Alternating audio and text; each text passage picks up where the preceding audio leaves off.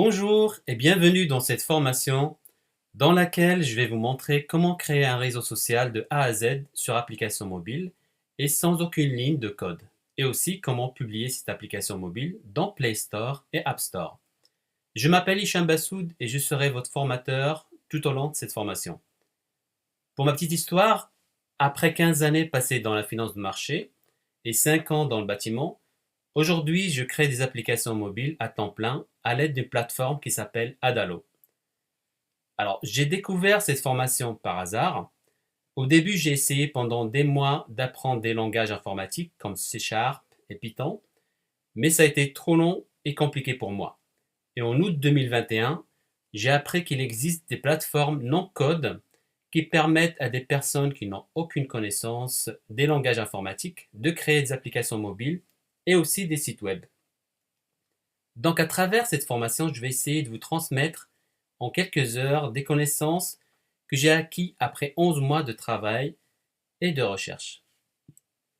Pourquoi j'ai choisi Adalo?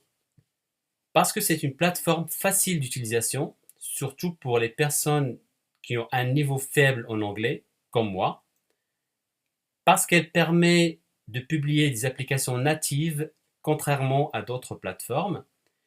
Et aussi, je peux créer plein d'applications intéressantes, comme un réseau social, une application de vente en ligne, de messagerie, de sport, de réservation avec un système de géolocalisation par exemple, et plein d'autres applications mobiles. Pour cette formation, j'ai choisi la création d'un réseau social pour 3 raisons. La première est qu'il y a beaucoup de demandes concernant la création des réseaux sociaux sur applications mobiles dans tous les domaines. La deuxième raison est que ça coûte trop cher si on confie cette mission à un développeur. Et la troisième raison est que cet exercice va nous permettre de voir plein de fonctions et d'astuces qui vont nous aider à maîtriser le fonctionnement de la plateforme. D'accord? Donc, le plan de la formation est le suivant. Dans la première section, il y a une présentation de la formation, c'est l'objectif de cette vidéo. La vidéo suivante, je vais vous montrer l'application mobile que nous allons créer ensemble. Et dans le troisième chapitre de cette section, nous allons analyser le coût de revient d'une application mobile sur Adalo, car je considère que c'est une information importante avant de vous engager dans cette formation. La deuxième section sera consacrée à la présentation de l'outil de développement non-code. D'accord, je vais vous présenter la plateforme. Nous allons voir les composants, les listes, comment créer des écrans, la marketplace pour l'installation de nouveaux plugins et le fonctionnement de la base de données. Dans la troisième section, nous allons commencer le développement de notre réseau social étape par étape, en commençant par le splash, le premier écran qui apparaît après téléchargement de l'application. Et nous allons créer différents écrans, comme bien sûr les écrans d'inscription de connexion, l'écran d'accueil. Nous allons voir comment publier les images, les vidéos, les commentaires et mes commentaires. Aussi la création des écrans de profil, écrans de recherche et tout ce que nous avons l'habitude de voir dans un réseau social. La messagerie, je l'ai mis dans une section à part pour vous expliquer en détail comment la développer et aussi pour permettre aux personnes qui souhaitent créer une application de messagerie ou bien l'intégrer dans une autre application d'avoir une section entièrement consacrée à ce sujet. Dans la section 5, nous allons créer des fonctions comme la vérification de l'adresse email, le mot de passe oublié. Je vais vous montrer comment permettre aux utilisateurs de valider les documents réglementaires. Programmer une notification externe, ce sont les notifications que nous recevons tous les jours sur notre téléphone. Aussi, nous allons voir les fonctions que Apple Store m'a demandé en fait avant la publication de mon application. Ce sont des fonctions obligatoires de sécurité. Et bien évidemment, nous allons contrôler notre application, vous montrer quelques astuces avant la publication. Bien évidemment, je ne vais pas vous laisser seul, je vais vous montrer comment publier votre application dans Play Store et App Store. Donc voilà comment va se dérouler cette formation. Et en fonction de vos questions et le nombre de demandes, je vais peut-être ajouter une septième section pour publier des vidéos de démonstration qui pourront vous aider dans vos projets. Je vous donne donc rendez-vous la vidéo suivante pour découvrir l'application mobile que nous allons créer ensemble. À tout de suite.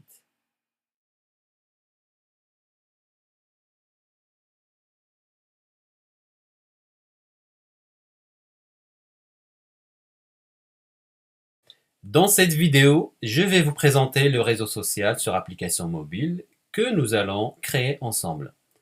Alors, j'ai choisi pour vous une application que j'ai réalisée dans le domaine du bâtiment qui s'appelle Diactim et dans laquelle il y a la plupart des fonctions qu'on peut utiliser dans un réseau social. Alors, bien évidemment, si vous êtes curieux et créatif, et si vous avez compris le contenu de cette formation, vous pourrez certainement faire mieux et ajouter d'autres fonctions.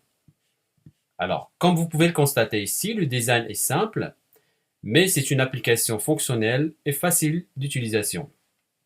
Vous avez la possibilité de créer votre propre design ou consulter d'autres applications pour vous inspirer ou tout simplement, vous pourrez cloner des applications que vous connaissez.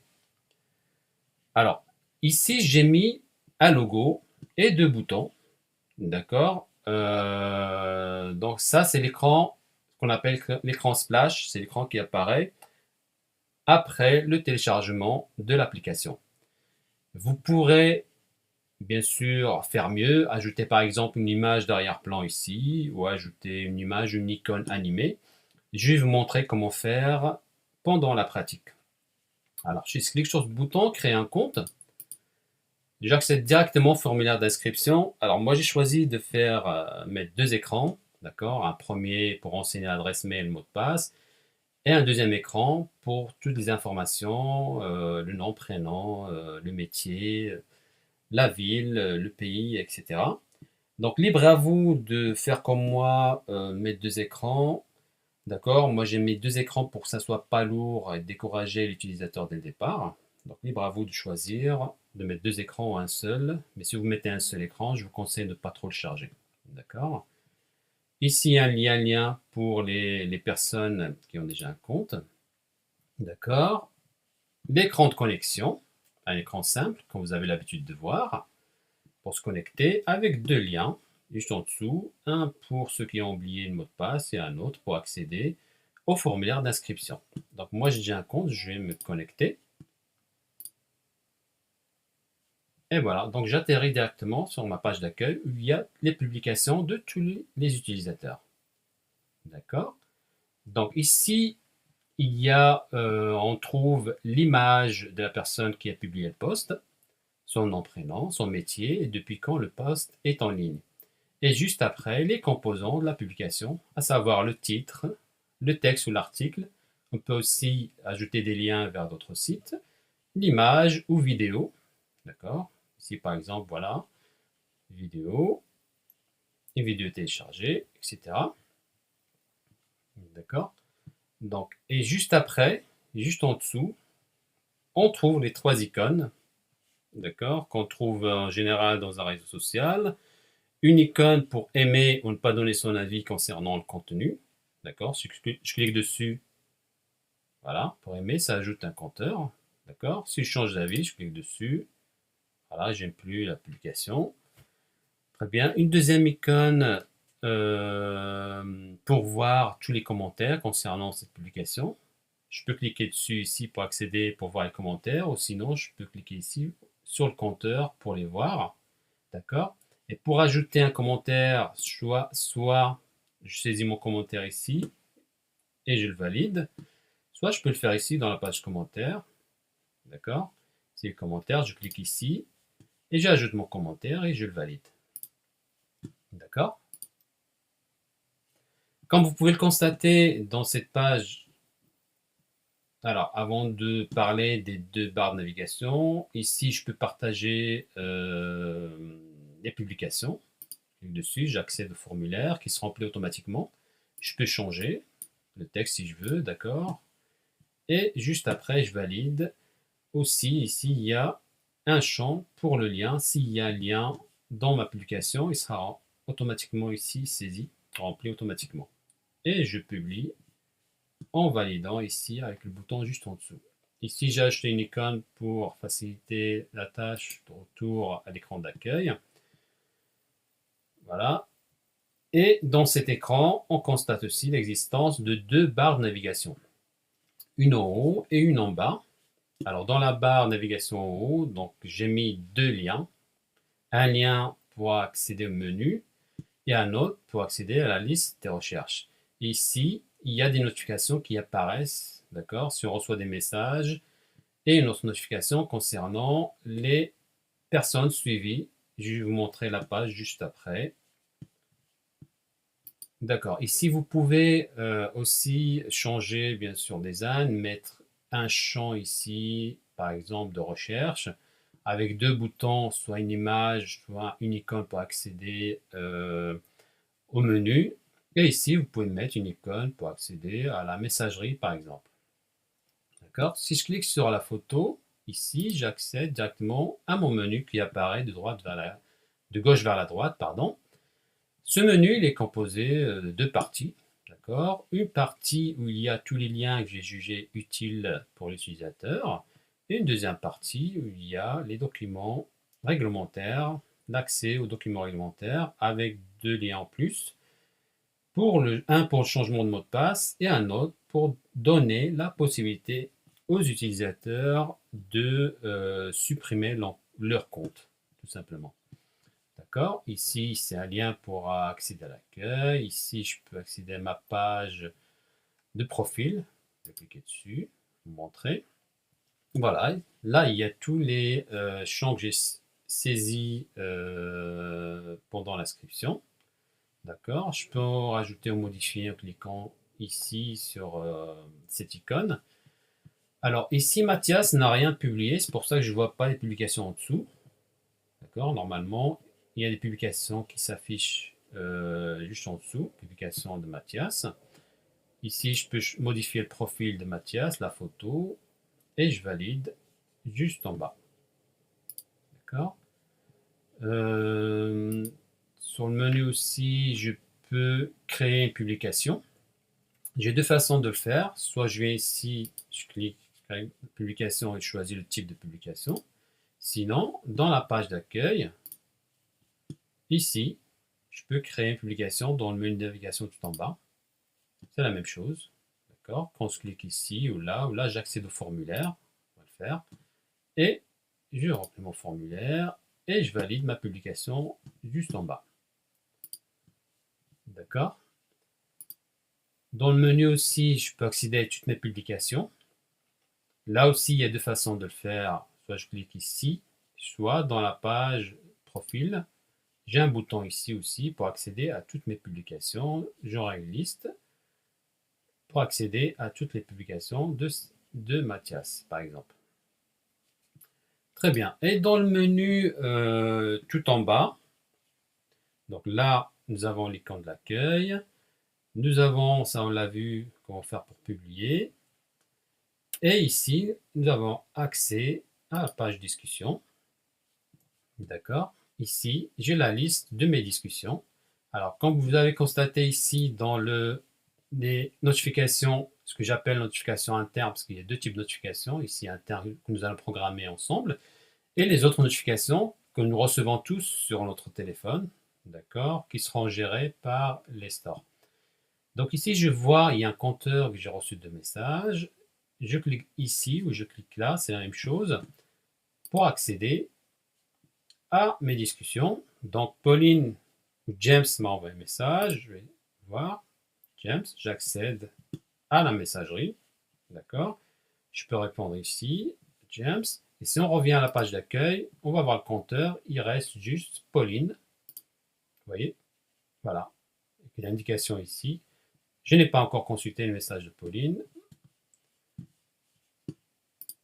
C'est pour cela que j'ai encore un message à consulter, qui n'a pas été consulté. Donc voilà. Ici, nous avons un accès vers la liste des utilisateurs de mon application. D'accord. Voilà. Il y a pas mal de différentes façons d'afficher une liste. Moi, je préfère celle-là. Je vais vous montrer comment faire. Je vais vous montrer comment, voilà, une autre façon de faire, si vous voulez. Avec une barre de recherche ici. D'accord. On peut faire une recherche en fonction des critères. Ici, j'ai mis le nom, prénom, le métier et la ville. D'accord. Vous pouvez ajouter les critères que vous voulez. Si je fais, par exemple, je cherche une personne à Toulouse, par exemple, il suffit de taper Toulouse. Voilà. D'accord. Et ça filtre automatiquement mes recherches. D'accord. Et pour accéder à la page profil des personnes, on clique tout simplement ici. D'accord. Sur la page profil, voilà, comme j'ai montré tout à l'heure, je voulais afficher les publications. Là, James, il avait déjà publié une image.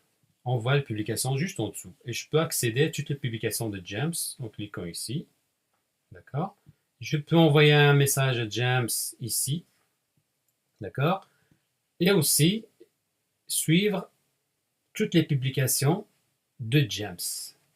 Je vais vous montrer sur un autre écran où je vais choisir un autre utilisateur pour vous expliquer. On va choisir Laura, par exemple.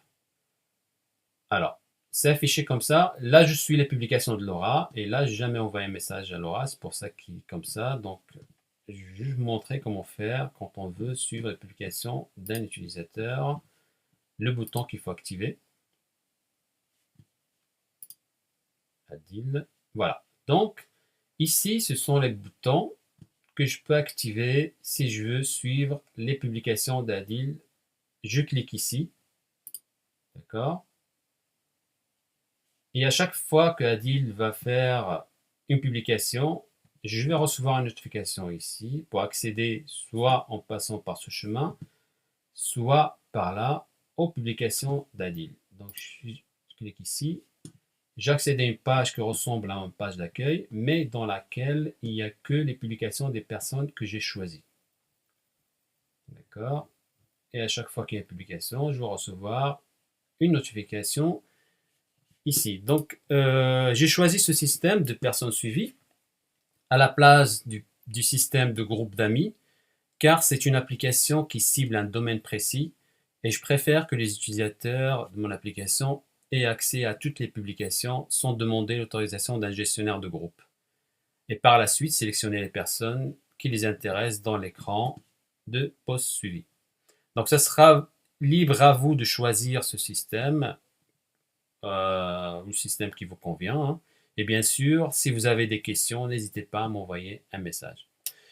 Donc, voici en gros le projet que nous allons réaliser ensemble. Et quand vous allez comprendre le fonctionnement de l'outil de développement, vous aurez la possibilité d'ajouter, bien évidemment, d'autres fonctions. Donc ici, j'ai ajouté un lecteur, par exemple, nous avons la possibilité de télécharger une vidéo, ou bien j'ai ajouté le lien vers les vidéos YouTube.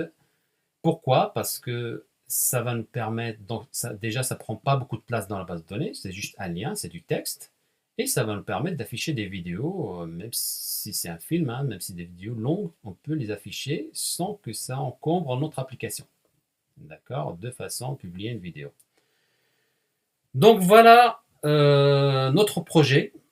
D'accord? Donc vous avez une visibilité de ce que nous allons créer ensemble tout au long de cette formation. Merci pour votre attention et je vous donne rendez-vous la vidéo suivante.